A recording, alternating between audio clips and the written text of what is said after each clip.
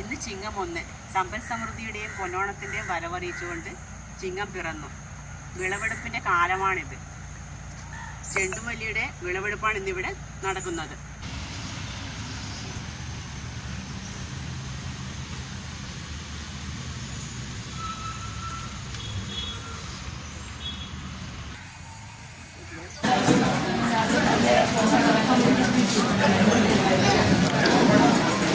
നേരുന്നോ നേരുന്നോ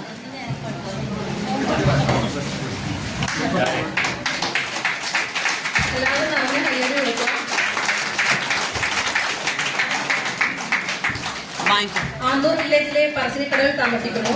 ജൈവകൃഷി അവലംബിച്ച് 81ാമത്തെ വയസ്സിലും കാർഷിക മേഖലയിൽ തുടരുന്നു.